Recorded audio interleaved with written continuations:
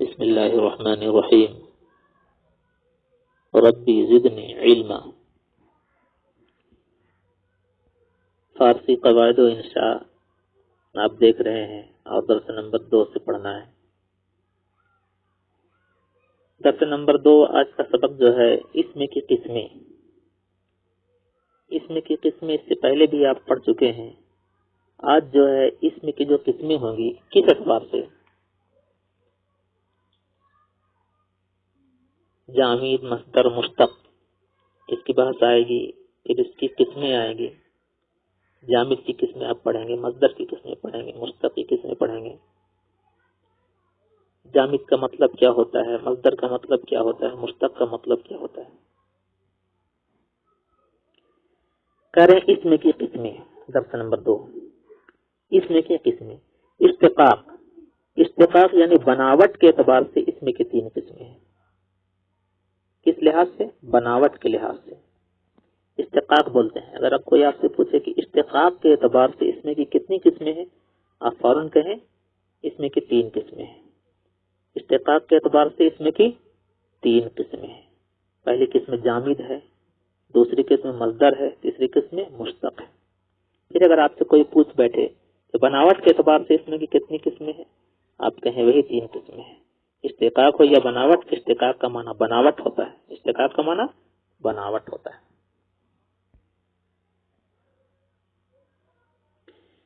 تو جامد، مصدر، مشتق یہ اسم بنائے ہوئے اسم ہے۔ اسم کیا ہے؟ بنائے ہوئے اسم ہے، یعنی بناوٹ کے اعتبار سے۔ تو بناوٹ کے اعتبار سے اسم کی 3 قسمیں ہیں، یعنی اس میں 3 طرح کے ہیں۔ ایک ہے جامد، ایک ہے مصدر، ایک ہے مشتق۔ جامد کا مطلب یہ ہے کہ اپنی جگہ پر وہ چیز ٹھہری رہے، اپنی جگہ پر ٹھہری رہے۔ جیسے ندی وغیرہ میں جو پانی ٹھہرا ہوا رہتا ہے، یا جو پانی اپنی جگہ پر ٹھہرا رہتا ہے، وہ ہلتا نہیں ہے اور کہیں جاتا نہیں ہے، اپنی جگہ پر منجمد ہے، تو اس کو بھی جامد کہا جاتا ہے۔ اور مصدر کا معنی کیا ہوتا ہے؟ مصدر وہ ہے جس سے کوئی چیز نکلے۔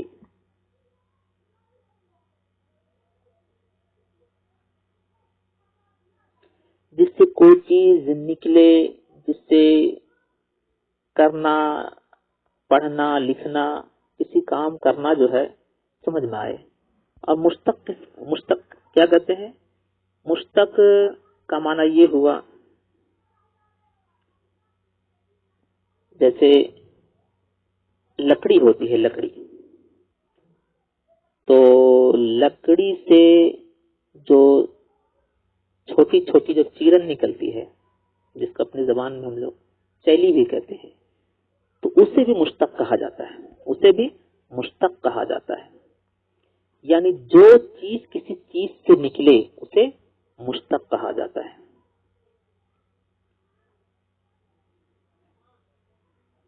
جیسے دھان جو ہے، تو دھان میں جو بالی ہوتی ہے، جو بالیاں ہوتی ہے، اور اس بالیاں میں جو دانے ہوتے ہیں،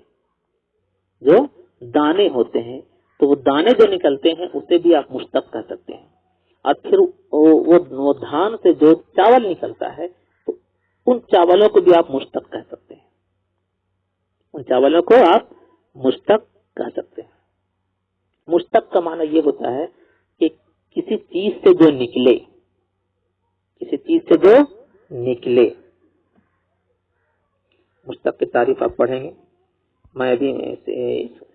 میں صرف اس کا مطلب میں بتا رہا ہوں ابھی۔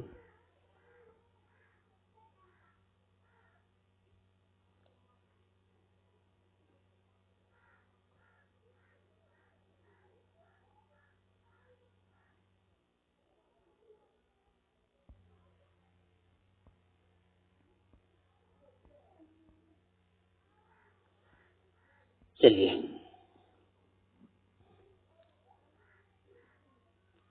تو آپ نے بناوٹ کے اعتبار سے اسم کی 3 قسمیں پڑھی ہیں، ایک جامد، دوسری قسم مصدر، تیسری قسم مشتق۔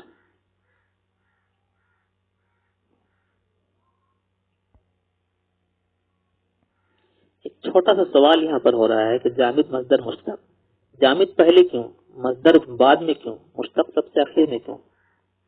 پہلے مصدر ہونا چاہیے اس لیے کہ مصدر اصل ہوتا ہے، مصدر اصل ہوتا ہے،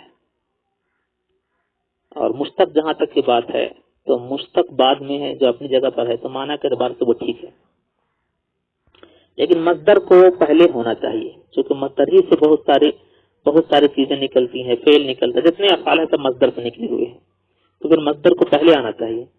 تو اس کا جواب یہ ہے کہ مصدر جو ہے معنی کے اعتبار سے ہر اعتبار سے پہلے ہی ہے، ہر اعتبار سے یہ اول ہے۔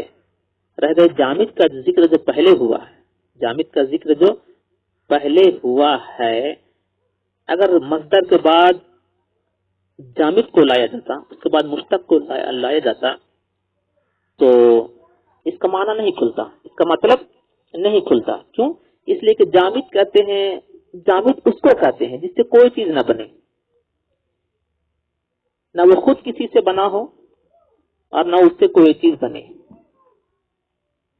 رہ گئے مصدر، مصدر اور مشتق دونوں ایک ساتھ اس لیے ہیں، مصدر جامد، مصدر مشتق، تو اصل میں یہاں مصدر اور مشتق ایک ہی ساتھ ہیں، اور جامد جو ہے یہ الگ ہے، جامد کو الگ سمجھے آپ، جامد کو مصدر کے ساتھ شامل نہیں کریں۔ تو جامد اگر مصدر پہلے آتا اور جامد مشتق، یہ مصدر کے بعد جامد آتا اس کے بعد مشتق آتا تو مطلب نہیں کھل رہا تھا، اس لیے جامد کو جو ہے الگ لایا گیا ہے۔ جامد جو ہے اس سے کوئی چیز نہیں نکلتی ہے، نہیں اس سے نہ کوئی صیغہ نکلتا ہے اور نہ کوئی چیز اس سے نکلتی ہے۔ مصدر سے مشتق نکلتا ہے، اس سے افعال نکلتے ہیں، مضارع وغیرہ سب نکلتے ہیں اسی سے۔ تو مصدر کے بعد مشتق جو آیا ہے اس کا مطلب یہ ہے کہ مصدر سے مشتق کا تعلق ہے اور مشتق کا تعلق مصدر سے ہے۔ مصدر کے بعد جو مشتق آیا ہے تو اس کا مطلب یہ ہے کہ مشتق کا تعلق مصدر سے، ہر مصدر کا تعلق مشتق سے ہے۔ اور جامد جو پہلے آیا ہے اس کا مطلب یہ ہے کہ جامد کو اس لیے پہلے لایا گیا ہے کہ اس کی تعریف صرف سنیں آپ، اور اس کی تعریف اور اس کی مثالیں پڑھیں، اس کے بعد اس سے مطلب یہ سمجھیں کہ ایک ایسی چیز ہے کہ اس سے کوئی صیغے نہیں نکلتے ہیں، اس سے کوئی صیغے نہیں نکلتے ہیں اور نہ اس سے کوئی صیغہ بنتا ہے، نہ اس سے کوئی صیغہ بنتا ہے۔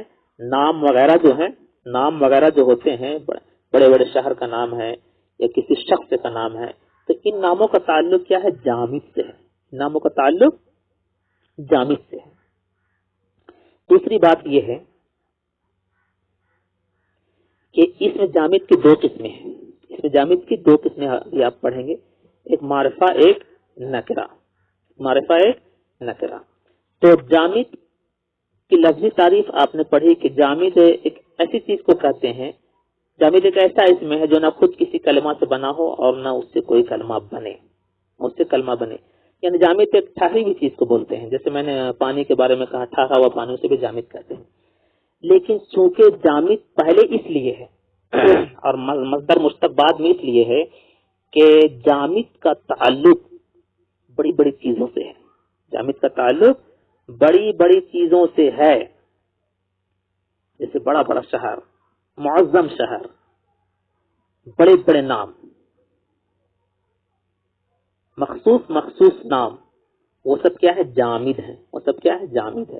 تو تعظیم کے اعتبار سے اصطلاحاً تعظیم کے اعتبار سے جامد پہلے آیا، تعظیم کے اعتبار سے جامد پہلے آیا، اس کے بعد مصدر آیا، اس کے بعد مشتق آیا۔ تو مصدر کے بعد مشتق اس لیے کہ مصدر اور مشتق دونوں کا آپس میں کنیکشن ہے، آپس میں دونوں کی نسبت ہے، اس لیے مصدر کے بعد مشتق ہے۔ چلیے جامد اصطلاح میں کسے کہتے ہیں؟ جامد کی اصطلاح میں کیا تعریف ہے؟ جامد وہ اسم ہے جو نہ خود کسی کلمہ سے بنا ہو اور نہ ہی اس سے کوئی کلمہ بنے، جیسے اسب کا معنی گھوڑا، تو اسب ایک گھوڑا ہے، اب آپ کہیں گے گھوڑا سے کیا بنے گا؟ گھوڑا سے کیا بنے گا؟ کچھ نہیں بنے، تو گھوڑا ایک نام ہے، ایک جانور کا نام ہے۔ مرد کا معنی آدمی آتا ہے، یہ جامد ہے، مرد ایک آدمی ہے، ایک ایسا اسم ہے جو نہ خود کسی کلمہ سے بنا، کسی کلمہ سے نہیں بنا ہے. اب کلمہ کی تعریف آپ نے اس سے پہلے پڑھی ہے، کلمہ پر آپ غور کریں گے. کلمہ کی 3 قسمیں ہیں، اسم فعل حرف. پڑھے کہ نہیں؟ جی تو کوئی آپ سے پوچھے کہ گھوڑا کیا ہے تو آپ کہیں گے جامد ہے. مرد کیا ہے آپ کہیں گے جامد ہے. گل کا معنی پھول ہوتا ہے، کیا ہے سب جامد ہے. کیوں جامد ہے؟ اس لیے کہ یہ ایسے اسما ہیں جو نہ یہ خود کسی کلمہ سے بنے ہوئے ہیں اور نہ ہی اس سے کوئی کلمہ بن سکتے ہیں، نہ اس سے کوئی کلمہ بن سکتا ہے، اس لیے یہ جامد ہے. اب اس میں جامد کی 2 قسمیں ہیں. اس میں جامد کی 2 قسمیں ہیں. اس میں جامد 2 طرح کے ہوتے ہیں، ایک معرفہ ایک نکرہ. کوئی آپ سے پوچھے کہ معرفہ اور نکرہ کس کی قسمیں ہیں تو آپ کہیں گے اس میں جامد کی قسمیں ہیں. معرفہ کی تعریف کیا ہے؟ معرفہ وہ ہے جس سے کوئی معین چیز معلوم ہو. معرفہ جیسے ہی بولا جائے گا تو آپ کے ذہن میں کوئی خاص چیز کے بارے میں آپ کے ذہن میں کوئی خاص چیزیں جو ہے گردش کریں گے، گھومیں گی. اچھا معرفہ جیسے احمد، احمد نام. احمد کیا ہے؟ یہ ایک معین نام ہے، معین ہے، معین نام ہے، خاص نام ہے. تو جیسے ہی احمد بولا جائے گا ویسے ہی آپ کے ذہن میں معرفہ کا ذکر ہوگا. اچھا یہ لفظ جو ہے یہ معرفہ ہے. اب محمود یہ کیا ہے؟ معرفہ ہے. کیوں؟ اس لیے کہ یہ ایک معین نام ہے، معین چیز ہے. مکہ، مدینہ معرفہ ہے. جیسے ہی مکہ مدینہ بولا جائے گا ویسے ہی آپ کے ذہن میں معرفہ کی بات آ جائے گی. اچھا یہ خاص چیز کا نام ہے.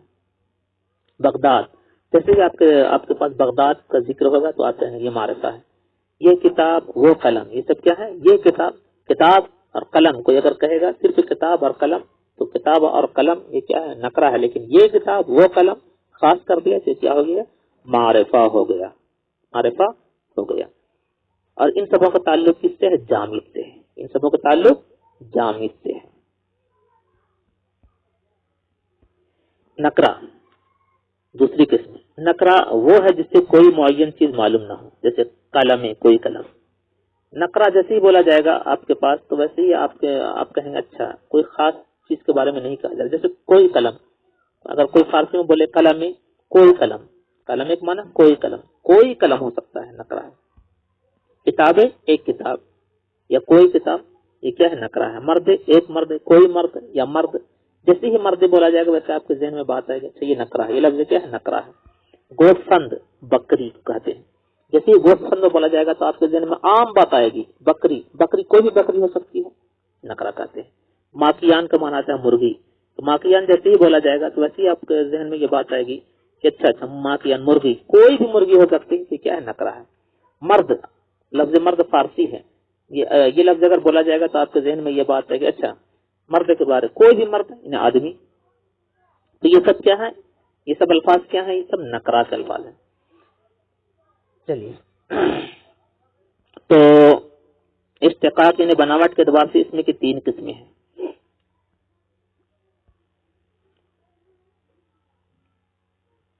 پہلی قسم جامد اور اس کی مثالیں آپ نے پڑھی. دوسری قسم مصدر. مصدر کسے کہتے ہیں؟ مصدر بنیاد کو کہتے ہیں. مصدر سر چشمہ کو کہتے ہیں. پہاڑ سے جو جھرنا گرتا ہے، چشمہ گرتا ہے، اسے بھی مصدر کہا جاتا ہے. لیکن اصطلاح میں مصدر کیا ہے سنیں آپ. مصدر بہت ساری بنیادیں جو ہوتی، جڑ جو ہوتی ہیں اسے مصدر کہا جاتا ہے. مصدر وہ اس میں ہے جو کسی چیز کے ہونے یا کرنے کو بتائے. مصدر وہ اس میں ہے جو کسی چیز کے ہونے یا کرنے کو بتائے اور اس میں کوئی خاص زمانہ نہ ہو. جیسے ہی مصدر بولا جائے گا اصطلاح میں تو کیا سمجھیں گے آپ؟ مصدر کا معنی ہوتا ہے کسی چیز کے ہونے یا کرنے، کسی چیز کا ہونا یا کرنا. آپ کے جیسے ہی مصدر اصطلاح میں بولا جائے گا ویسے ہی آپ کے ذہن میں یہ بات آئے گی اچھا کسی چیز کا ہونا یا کرنا اور اس میں کوئی خاص زمانہ نہ ہو.